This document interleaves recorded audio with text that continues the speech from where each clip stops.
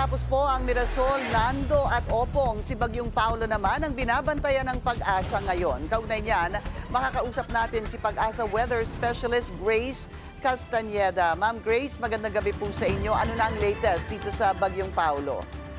Magandang gabi din po, Miss Pinky, at sa ating mga taga-subaybay. Sa kasalukuyan nga po, bahagya pang nag-intensify si Bagyong Paulo habang binabaybay pa rin yung karagatan. Huli itong namataan sa line 480 kilometers east of Baler, Aurora. So taglay na po nito ngayon yung lakas ng hangin na 85 kilometers per hour malapit sa sentro at bugso ng hangin na umaabot sa 105 kilometers per hour. So kasalukuyan po, mas dumami na yung areas natin under wind signals. Meron na tayong wind signal number 2 sa Isabela, northern portions ng Quezon at Nueva Vizcaya, maging sa Kalinga, Mountain Province, Ifugao at northern portion ng Aurora. Samantala, wind signal number 1 naman po sa Cagayan, rest of Quirino, Nueva Vizcaya, maging sa Apayao, Abra, Benguet, Ilocos Norte, Ilocos Sur, La Union, Pangasinan sa northern portion ng Zambales, maging sa Tarlac, Nueva Ecija, rest of Aurora, northern portion ng Bulacan at Pampanga, maging sa northern portion din po ng Quezon,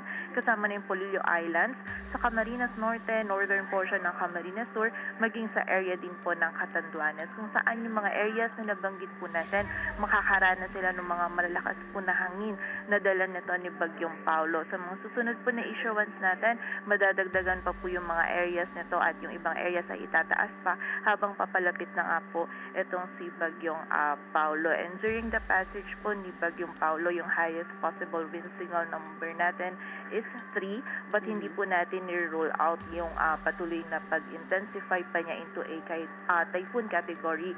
So yung worst case scenario po natin is wind signal number 4. But either 3 or 4 po yung ganito pa rin kalakas na hangin, posible pa rin po itong magdulot or may kalakasan po ito. So magdudulot pa rin po ito ng damages, lalong-lalo na sa mga structures na gawa sa light materials, sa mga pananim po natin, and also posible din po itong makasira ng mga kable ng kuryente. So during the passage, posible pa rin po tayong mawala ng power supply, kaya po paghahanda para sa ating mga kababayan. So in-expect din po natin sa mga pag-ulan din po, no, mostly yung mga pag-ulan po natin nandito sa area ng Cagayan Valley and also sa may Central Luzon. So today to tomorrow afternoon po, nandun na yung mas malalakas po na pag-ulan natin, lalong-lalo na bukas. Mostly nga po dyan sa area ng Northern Luzon and Central Luzon area po. Sabi mo, Grace, today and tomorrow mararamdaman yung lakas ni Paulo dyan sa Northern Luzon. Yes, so simula po ngayong gabi, no, but expect po natin bukas po yung mas peak or yung mas mararamdaman na po natin. Dahil tomorrow nga po yung ina-expect po natin na tatawid na po siya dito sa may mainland ng Northern and Central Luzon. So, I see. But meron bang forecast sa landfall?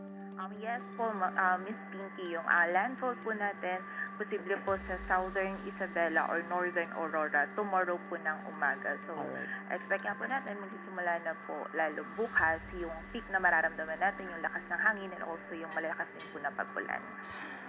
Grace, yung pwede ba natin malaman ano ang magiging lagay ng panahon sa Cebu?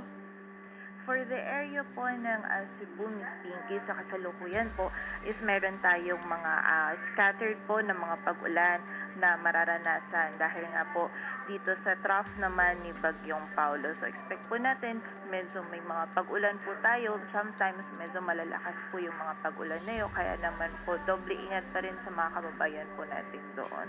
At patuloy kaming makikipag-ugnayan sa inyo dyan sa Pag-asa. Maraming salamat, Pag-asa Weather Specialist Grace Castañeda.